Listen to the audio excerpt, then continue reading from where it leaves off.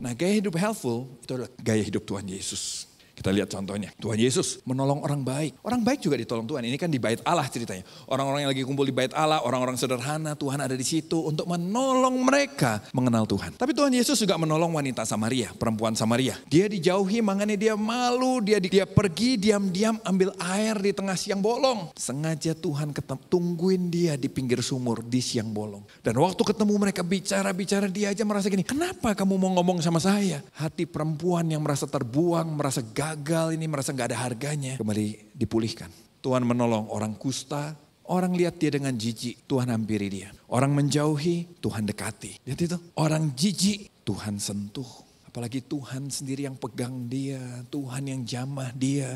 Dia bukan cuma sembuh fisiknya, dia sembuh hatinya. Tuhan Yesus ketemu juga dengan pemungut cukai, orang berdosa, pelacur. Alkitab bilang orang-orang berdosa kalau malam seperti biasa menghampiri Tuhan Yesus. Jadi kalau malam Tuhan itu mungkin habis jam doanya atau sebelum jam doanya hang out dulu sama orang berdosa tanpa berbuat dosa. Siapa mereka? Mereka adalah orang-orang yang mungkin merasa ini, gue mau udah gak mungkin lah bisa kenal Tuhan. Bagian gue mau udah jelas neraka. Gue diciptakan untuk neraka. Hey, sebentar dulu. Ada pribadi yang helpful turun ke dunia. Namanya Yesus. Dan dia menghampiri mereka. Banyak sekali pemungut cukai yang bertobat. Pelacur-pelacur yang bertobat. Kenapa? Helpfulnya Yesus menjamah hati mereka. Membuat mereka terbuka hatinya. Dan akhirnya mengenal Tuhan. Zaman ini pun sampai sekarang Tuhan tolong kita kan. Kita ini orang berdosa yang setuju kata amin. Tapi Tuhan menolong kita kan. Tuhan memakai orang untuk menyelamatkan saudara dan saya. Tuhan memakai orang untuk melayani kita, membuat hati kita terbuka sama Tuhan. Dan sekarang giliran kita juga untuk dipakai Tuhan, untuk menceritakan kebaikan Tuhan buat orang lain.